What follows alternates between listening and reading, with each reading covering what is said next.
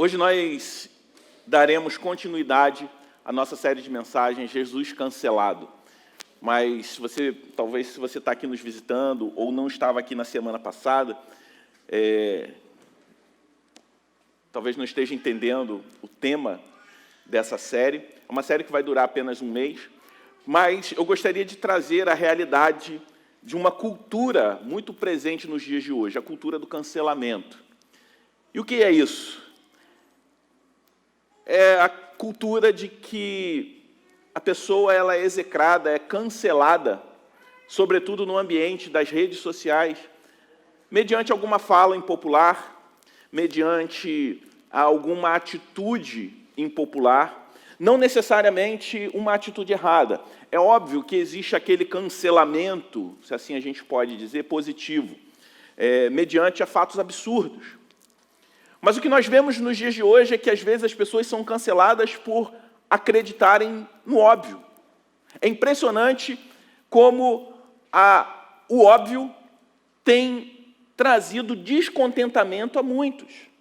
Porque o cancelamento ele vem, na maioria das vezes, por uma inadequação ao senso comum.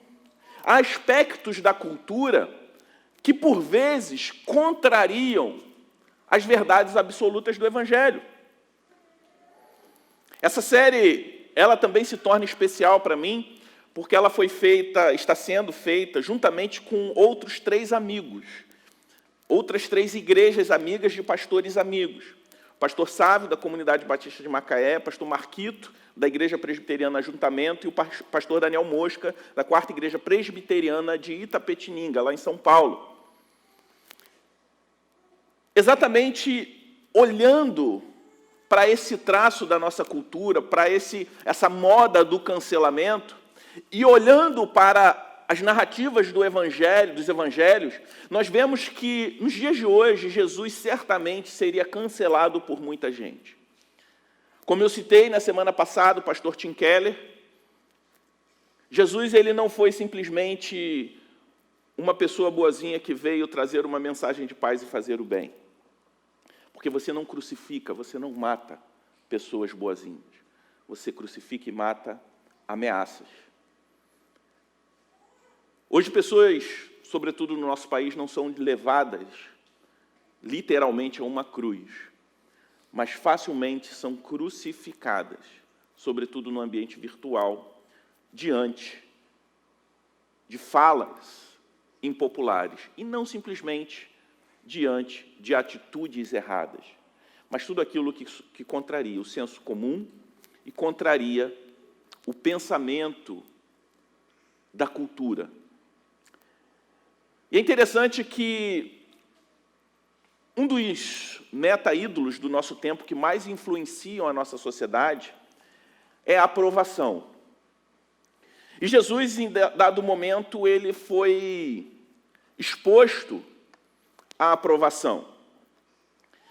E é interessante porque talvez essa geração atual seja a geração que mais teve acesso à facilidade da fama. No passado, a fama dependia única e exclusivamente da mídia impressa, da mídia televisiva, do rádio. Ficava restrita a pessoas que ocupavam posições de poder e notoriedade, ou os artistas de ponta, que conseguiam um espaço na mídia. Era necessário que a mídia ou as instituições de poder dessem notoriedade a alguém para que ela se tornasse famosa. Hoje, basta ter um smartphone na mão e uma postagem que viralize para, do dia para a noite, alguém se tornar uma celebridade. Sexta-feira à noite, eu estava lá em casa com alguns irmãos da igreja, a gente conversando, batendo papo, e a gente falou sobre o fenômeno do momento. O garoto da luva de pedreiro. Eu descobri que Bruno é fã do... Não é o Bruno Jovita, não. O Bruno, aqui, nosso irmão Bruno, é fã do garoto da luva de pedreiro. Eu também sigo ele, eu gosto. Está ficando repetitivo, mas eu gosto. um rapaz do interior da Bahia que fazia gols lindos num campo de terra batida, se tornou a nova celebridade de um dia para o outro. Ele ganhou milhões de seguidores. Hoje ele tem mais de 14 milhões de seguidores no Instagram, fazendo gols. E a gente até falou, não, ele faz cada gol certo de longe, lá no ângulo, ele deve filmar, né, errar 200 vezes. Mas o que vai para a timeline? Os gols que ele acerta, é óbvio. Ele não posta as bolas que ele erra, o chute que sai errado, a bola que o garoto lá que fica defendendo, coitado. É o anônimo que serve a ele, tem sempre um garoto lá no gol, levando o gol, que supostamente ele defende. Eu não sei, nem sei se é combinado. Cara, você não pode defender. E de um dia para o outro, os jogadores dos maiores clubes da Europa, que ele sempre admirou, começaram a seguir e imitá-lo nos treinos. Não sei quantos já viram esse rapaz, o garoto da luva de pedreiro. E ele usa uma luva de pedreiro porque ele assistia, numa situação muito precária, ele muito pobre, conseguia ter acesso a alguns jogos da Europa e via, pelo ambiente frio, no período de inverno em que os jogadores da Europa jogam com uma luva na mão, para se proteger do frio. Ele, no interior da Bahia, onde vai achar luva para frio no interior da Bahia? Não vai. Frio é uma palavra que não existe. A única luva que ele teve acesso foi exatamente o quê? Uma luva de pedreiro. E para se parecer com os seus ídolos do futebol, que jogam na Europa, até porque hoje em dia criança já cresce torcendo para o Bayern de Munique, para o Barcelona, para o Real Madrid, ele usa essa luva. E se tornou uma celebridade. Se não fosse o advento das redes sociais, da internet, talvez aquele garoto continuasse sendo apenas um jovem humilde do interior do sertão da Bahia. E é interessante que eu estava pesquisando, né, para falar sobre essa série e falando sobre a aprovação, que está ligado diretamente à fama. Eu estava pesquisando um pouco sobre isso e achei uma coluna onde um crítico de TV falando sobre a motivação atual das pessoas participarem daqueles programas de reality show. No passado, as pessoas iam em busca do prêmio. Hoje, as pessoas vão em busca de notoriedade, de seguidores. Porque as pessoas, ao participarem do programa desse, elas vão ganhar notoriedade e certamente vão ganhar muito mais dinheiro após o programa do que o prêmio que está em jogo. Então, a permanência nesses programas é muito mais para angariar mais seguidores do que necessariamente ganhar o prêmio final. A motivação mudou.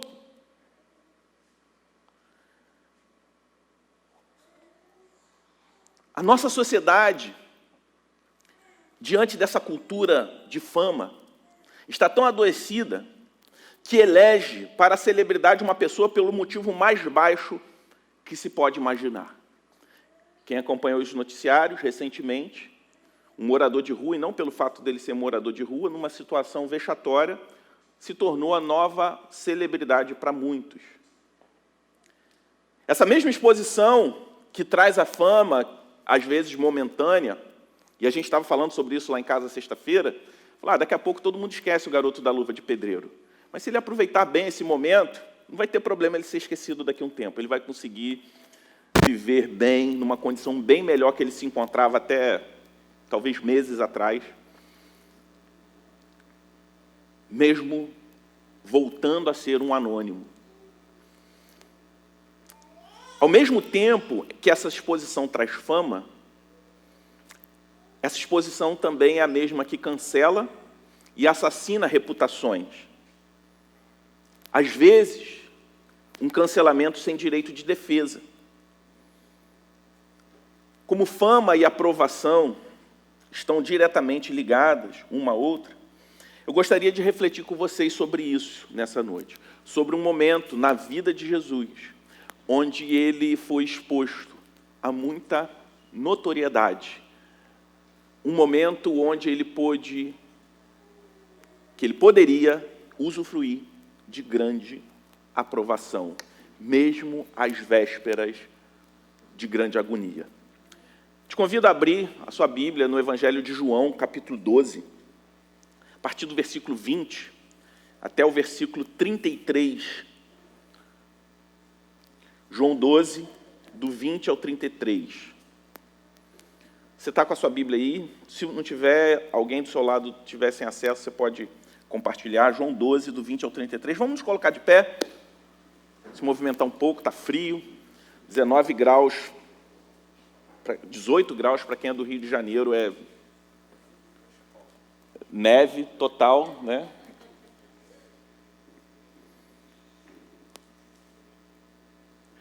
A palavra de Deus diz assim: ora, entre os que foram para adorar durante a festa, havia alguns gregos. Estes se dirigiam a Filipe, que era de Betsaida, da Galileia, e lhe pediram: Senhor, queremos ver Jesus. Filipe foi dizê-lo a André, e André e Filipe comunicaram a Jesus.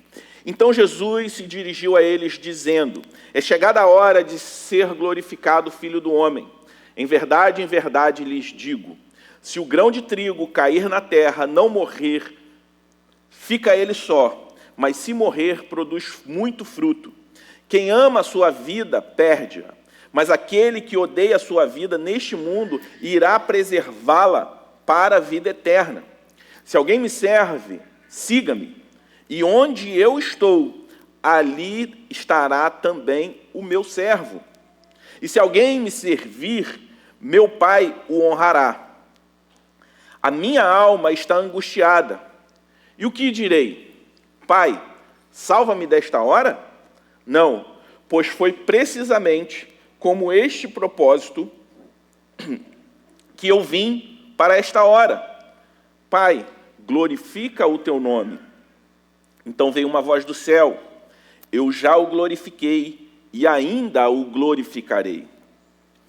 A multidão que ali estava e que ouviu aquela voz dizia ter havido um trovão.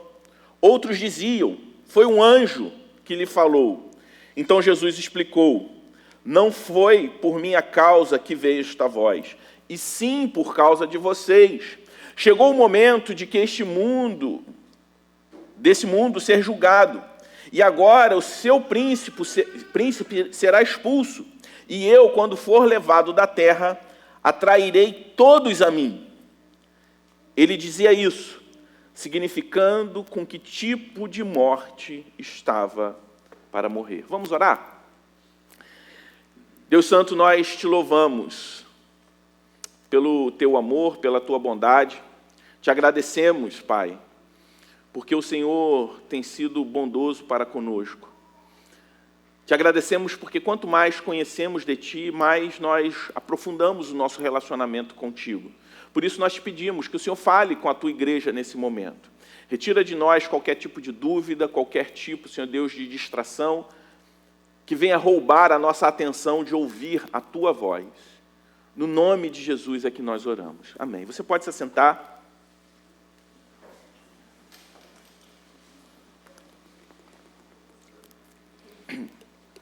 Se Jesus vivesse hoje, como eu disse, certamente ele seria vítima da cultura do cancelamento.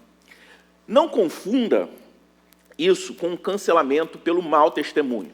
Porque, infelizmente, em nossos arraiais tem muita gente dando mau testemunho, não agindo como Jesus agiria, e se dizendo vítima dessa santa e justa perseguição por conta do nome de Cristo. São coisas completamente diferentes.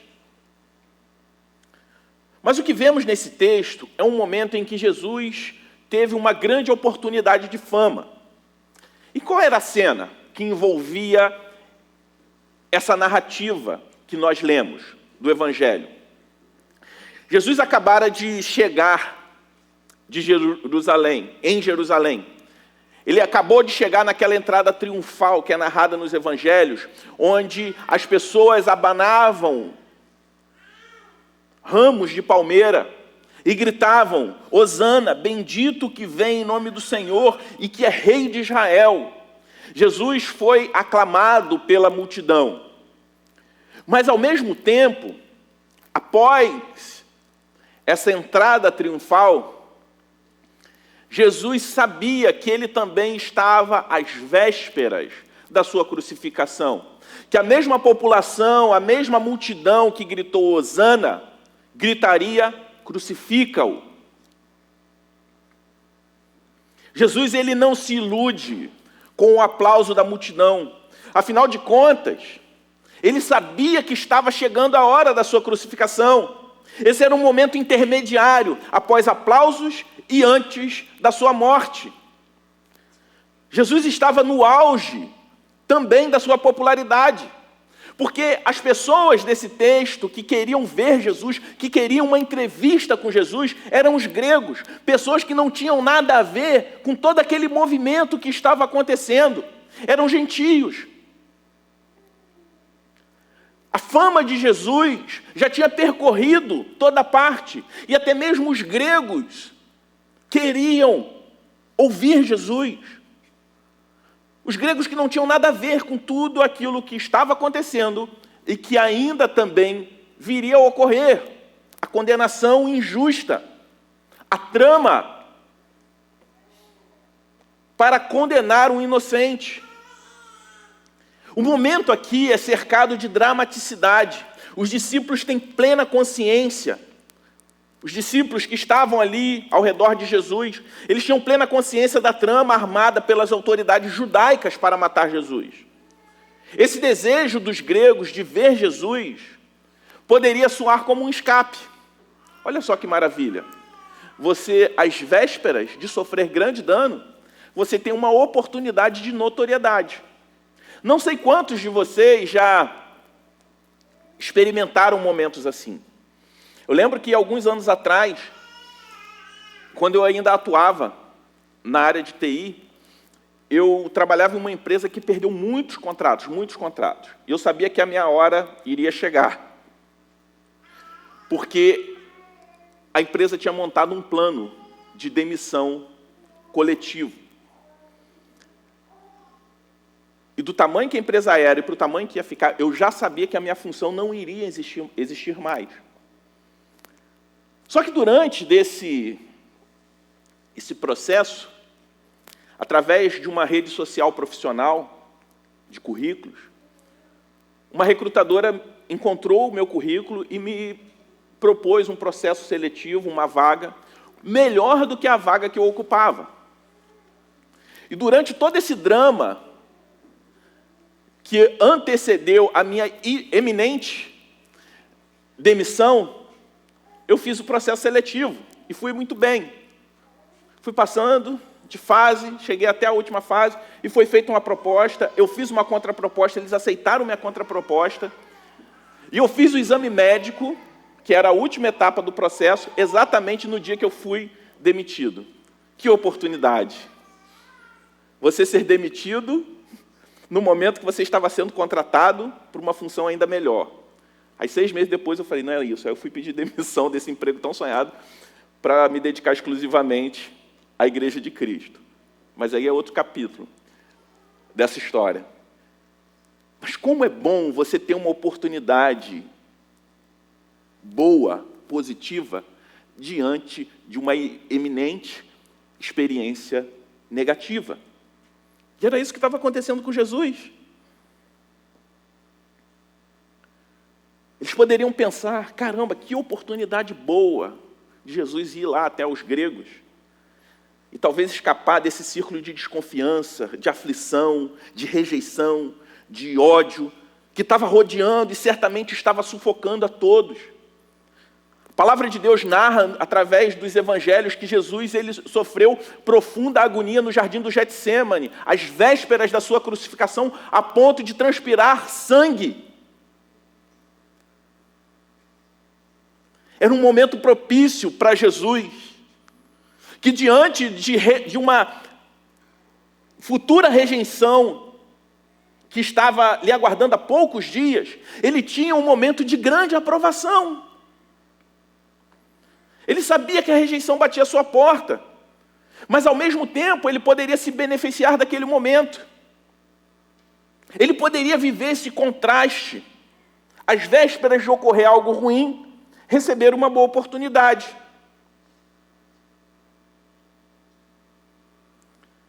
E como isso acontece nos dias de hoje? Momentos de notoriedade são excelentes momentos para se beneficiar dele.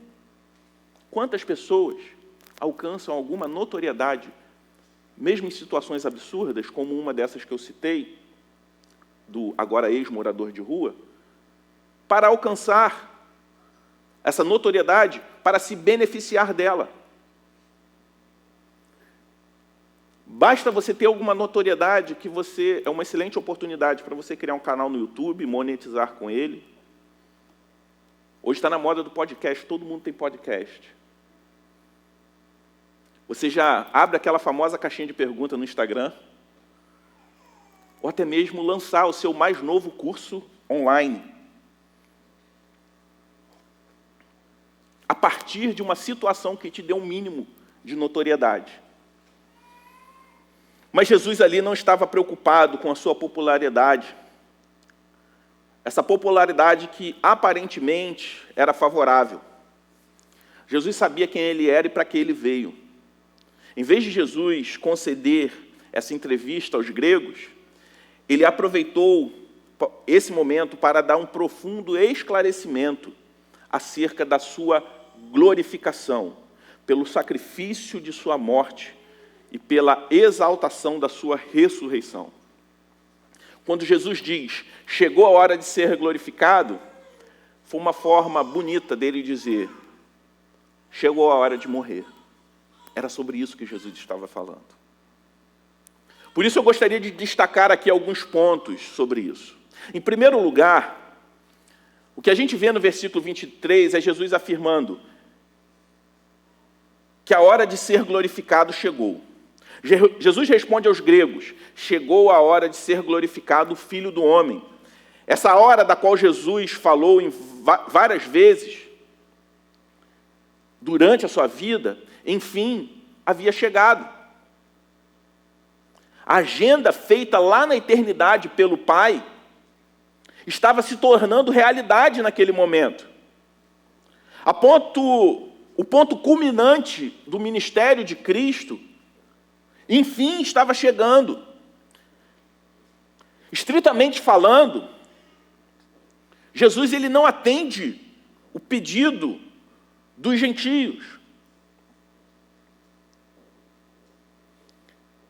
Mas ele usa aquele momento para apresentar quem ele era e por que ele veio. No exato momento em que as autoridades judaicas estão se voltando mais violentamente contra Cristo, alguns gentios começam a clamar por sua atenção. Mas Jesus ele não desvia o seu foco nem o seu propósito. Ele sabia qual era o seu verdadeiro palco. Não era o palco dos gregos, mas a cruz. O segundo aspecto que eu gostaria de observar aqui, a gente pode ver no versículo 24, do 24 ao 26. Quando ele diz, em verdade, lhes digo, se o grão de trigo caindo na terra não morrer, fica ele só, mas se morrer, produz muito fruto. Versículo 25. Quem ama a sua vida, perde-a, mas aquele que odeia a sua vida neste mundo irá preservá-la para a vida eterna. 26. Se alguém me serve, siga-me, e onde eu estou, ali estará também o meu servo. E se alguém me servir, meu Pai o honrará. Jesus faz uma ligação aqui, nesses 3 versículos, entre glorificação e crucificação. E isso é fundamental para a apresentação que Jesus faz do drama da Páscoa. Ali estava às vésperas da celebração da Páscoa. A comunidade judaica havia se reunido para essa festa, que começou lá no evento narrado em Êxodo, quando o povo foi liberto. Então, antes da crucificação, era uma festa judaica, antes da morte de Cristo. A festa judaica, Jesus morre durante a celebração mais importante para o povo judeu. Então, estava todo mundo ali, e Jesus faz essa apresentação sobre o verdadeiro drama da Páscoa. A morte e a ressurreição de Jesus não são divididas entre uma derrota no Calvário e subsequente vitória na ressurreição. Às vezes as pessoas têm uma ideia equivocada, como se a morte de Cristo representasse uma derrota. E a ressurreição é a vitória. Como se Cristo tivesse perdido e depois virado o jogo. Mas o que Cristo está falando é que juntas, morte e ressurreição representam um único e inseparável evento em que Jesus traz glória ao nome de Deus. Que o nome de Deus é glorificado não só na sua ressurreição, mas também na sua morte. Jesus ilustra a sua morte numa linguagem agrícola. Diante de pessoas acostumadas com essa cultura, ele faz isso. Ele diz que um grão só pode viver e multiplicar caso primeiro ele morra. Ao morrer, o grão renasce para uma nova vida e para uma extraordinária multiplicação. Se o grão não morrer, fica só, ele não pode se multiplicar e nem mesmo alimentar multidões. Por isso Jesus fala que nós não podemos amar a nossa vida a fim de preservá-la, que essa tentativa é simplesmente perder a vida. Que nós precisamos morrer para esse mundo, a fim de desfrutar da eternidade. Aqueles que entregam sua vida ao serviço de Deus, uma vida que glorifica a Deus, como Jesus a entregaria em breve na cruz, serão honrados pelo Pai. É uma afirmação que tem uma promessa. Jesus, ele não fala como possibilidade, mas no versículo 26 ele afirma e promete isso. Quando nós morremos para nós mesmos e vivemos para Deus, somos honrados pelo Pai. Por isso a glorificação não é apenas um resultado da cruz. A cruz é a própria essência da glorificação. A cruz, com todo o seu horror, é o palco mais glorioso, da mais gloriosa manifestação da glória de Deus. Jesus, ele poderia ir para o palco, mas ele escolhe a cruz. A cruz é a manifestação plena de sua justiça e do seu amor. Do horror do Pai ao pecado, mas também do seu amor infinito por nós pecadores. Por isso Jesus disse, e eu, quando for levantado da terra, atrairei todos a mim. Como nós lemos. Quando Jesus fala aqui a palavra todos, ele está se referindo não só aos judeus, não só ao povo da aliança, mas também os gregos. Pessoas de todas as nações, tribos, são representadas aqui. Não todas as pessoas do mundo, mas todo tipo de pessoa.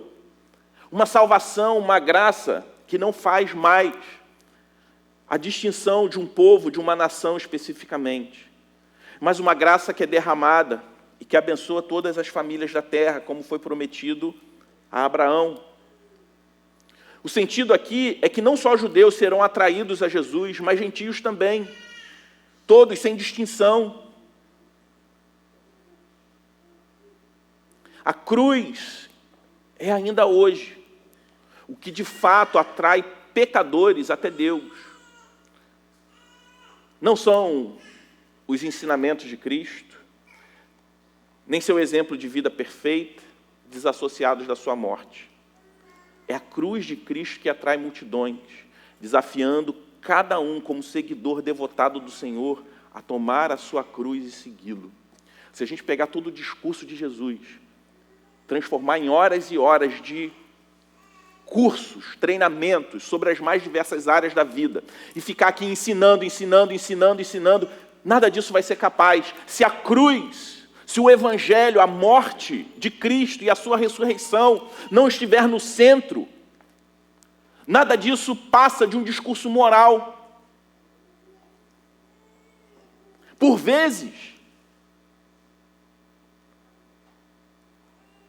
exaltar somente as palavras e o exemplo de Jesus e anular completamente o palco principal de Cristo, que é a cruz, se torna uma excelente distração, achando que nós somos capazes de, através apenas de uma absorção de conteúdo, mesmo que esse conteúdo venha da Bíblia, nós temos a capacidade, pelo nosso próprio esforço, de aprender uma regra e mudar por nós mesmos. Se não for a cruz e o evangelho, certamente vamos falhar. Por isso, no versículo 28, Jesus faz um clamor profundo. À sombra da cruz, o desejo mais intenso de Jesus não era escapar do sofrimento. Quando ele diz: Pai, glorifica o teu nome, então veio uma voz do céu: eu já o glorifiquei e ainda o glorificarei. A resposta é imediata. Do céu vem uma voz. O Pai diz para ele que já o glorificou e que glorificaria mais uma vez. O Pai já havia sido glorificado pela vida perfeita de Cristo, pelo ensino e pelas obras de Jesus, mas ainda seria glorificado pela sua morte e pela sua ressurreição. O anelo do Filho é glorificar o Pai, o anelo do Pai é ser glorificado no Filho. A glorificação do nome do Pai, pela qual ele pede, depende da voluntária obediência de Jesus até a sua morte. Jesus aqui se identifica como servo, como aquele que não faz a própria vontade, mas realiza a vontade daquele que o enviou, mesmo até a morte e morte de cruz. Esse é o que glorifica a Deus. Mas como isso se aplica a nós hoje? Como isso se aplica ao nosso desejo constante por aprovação? Somos tentados a negociarmos princípios porque simplesmente desejamos aprovação. Somos carentes da aprovação do mundo e ficamos correndo atrás de amores desse mundo para nos sentirmos aceitos e até mesmo populares. Jesus estava sendo aclamado por gregos, mas ele não se envaideceu com isso. Isso se aplica à nossa vida particular, assim como se aplica também à própria igreja de Cristo, quando vive em busca de aprovação e se torna pragmática. Igrejas que têm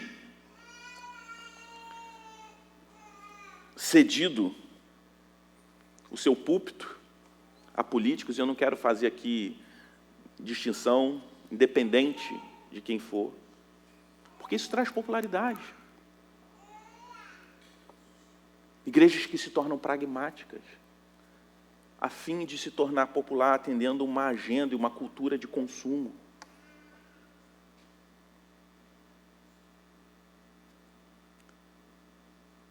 Mas quando a gente olha para Jesus, a gente vê exatamente o oposto. Jesus sabia quem ele era e para que ele veio. Ele sabia quem ele era, e no momento do seu batismo, ele ouve do céu dizendo: este é o meu filho amado, a quem me agrado. O que a morte e ressurreição de Jesus proporcionou a nós. Nós fomos adotados por Deus e nos tornamos filhos dele. Portanto, a consciência de que somos filhos de Deus é também de que somos eternamente amados por ele. E uma vez que somos eternamente amados por ele, não precisamos temer a impopularidade do mundo. Enquanto o mundo quer que sejamos quem eles esperam para sermos aceitos e amados, Deus nos amou apesar de quem nós somos, apesar de quem nós éramos. Quando Deus nos vê, Ele vê quem realmente somos, e não o que nós tentamos parecer nas redes sociais. Como eu falei, o garoto da luva de pedreiro. Eu duvido que ele acerte todos aqueles gols de primeira. Mas é óbvio que ele não posta os erros. Ele só vai postar os acertos. Ninguém posta no Instagram o prato de arroz com ovo quando acabou a compra e não deu tempo de comprar nada. Mas vai num restaurante bacana, a tentação é grande. Mas quem vê, quem só nos conhece através das mídias sociais, vai pensar, caramba, o cara só come em restaurante bacana. Alan com esse blazer bonito, posta uma foto, caramba, que cara elegante. Reparei, cara, você está elegante, você não costuma vir assim, não. Foi Juliano, por causa do dia do pastor, ocasião especial, muito bem. Hoje. Tá, eu fiquei até assim, caramba, rapaz. O cara é até elegante, percebeu também, Edu? Galã, né?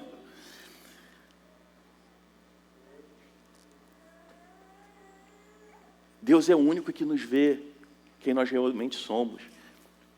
Mesmo que você seja a pessoa mais popular, mesmo que você tenha os mais de 14 milhões de seguidores do garoto da luva de pedreiro, Deus vê os erros, e não só as bolas no ângulo.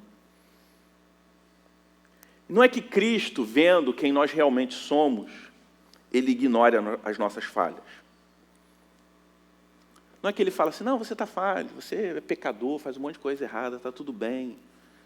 A cultura, não julgueis, todo mundo tem o direito de viver a vida desse jeito e está bom. Não. É um Deus que, apesar das nossas falhas, envia um Salvador no qual as nossas falhas, os nossos pecados são imputados a Ele, para que a sua perfeição e sua beleza e a sua vitória sobre a morte seja atribuída a nós quando nós o recebemos como seu Salvador. Entender que somos eternamente amados por Deus significa que nós não precisamos ficar tentando o tempo todo a conquistar os amores desse mundo, porque Deus já nos ama apesar de quem nós somos. O amor mais importante que pode existir, mais importante até mesmo que o amor do seu cônjuge, dos seus filhos, já foi conquistado na cruz.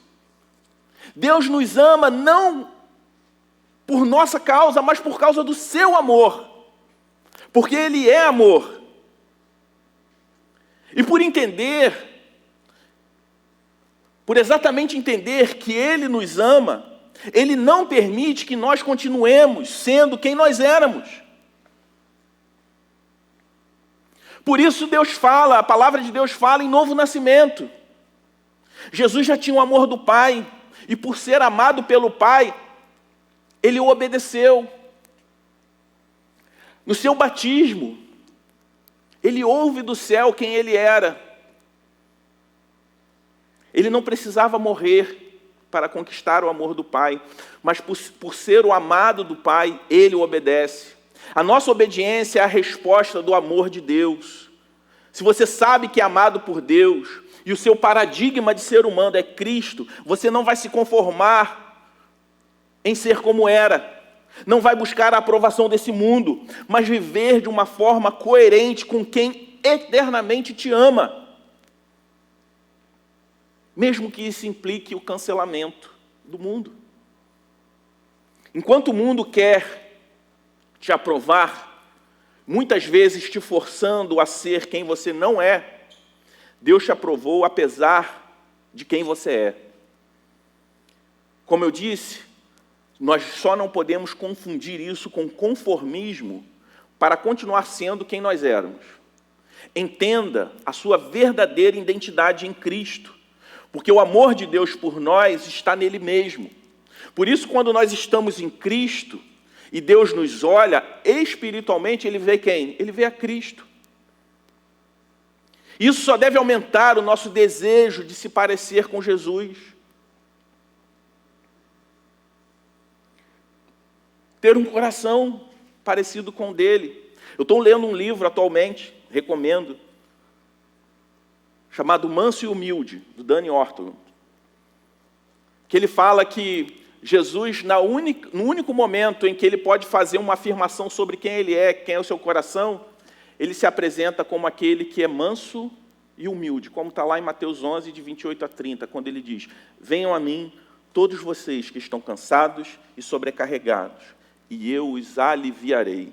Tomem sobre vocês o meu jugo e aprendam de mim, porque eu sou manso e humilde de coração, e vocês acharão descanso para a sua alma, porque o meu jugo é suave e o meu fardo é leve. Enquanto a cultura que te força a correr atrás dos amores, da aprovação, te cansa, te sufoca, o medo do cancelamento te oprime, Jesus se apresenta como aquele que é manso e humilde, aquele cujo fardo é leve e é suave. Ele se apresenta como aquele em que nós podemos achar descanso. E por que nós podemos achar descanso somente nele? Porque em Deus é o único lugar realmente seguro para sermos quem nós realmente somos. Não importa o tamanho do pecado que você cometeu. Em Deus é o único lugar seguro para você ser quem realmente você é. E a partir disso, a obra de Deus operada em você vai fazer com que você se torne alguém que reflete a imagem do Filho de Deus. Enquanto o mundo diz que precisamos ser quem nós não somos para sermos amados, Deus diz que se vivermos dessa forma, se vivermos para nós mesmos, se vivermos para atender os fascínios desse mundo, perderemos o que nós achamos que amamos, perderemos a nossa própria vida. A ideia aqui de odiar a vida não é se odiar, mas rejeitar aquilo que o mundo diz que nós devemos fazer. De uma vida focada no eu, de uma vida egoísta, egocêntrica. Mas quando nós olhamos para Jesus, nós vemos alguém que não veio para fazer a sua vontade, mas aquele que veio para ser servo de todos. E nós, crentes que somos servos de um, somos servos de todos, de muitos também. Nesse episódio de Jesus para nós podemos destacar que eu e você não precisamos da aprovação dos gregos, porque nós devemos saber quem nós somos. Nós não precisamos da aprovação desse mundo. Cuidado para não andar buscando luz, andar em trevas buscando luz aonde não tem luz. Jesus já sabia que tinha sido aprovado por Deus. E nós precisamos andar como Jesus, sabendo que já fomos aprovados por Deus. E a única atitude digna que eu e você temos diante dessa aprovação de Deus por nós, uma aprovação que foi antes da gente achar que precisava dela. A única atitude digna é seguir também o exemplo de Jesus, obedecendo aquele que nos amou, aquele que nos adotou e que diz para nós, assim como disse para Cristo: este é meu filho, esta é minha filha, a quem eu amo. Deus, Ele estabelece um relacionamento conosco, não simplesmente de Senhor e servos, mas Ele nos adota como filhos.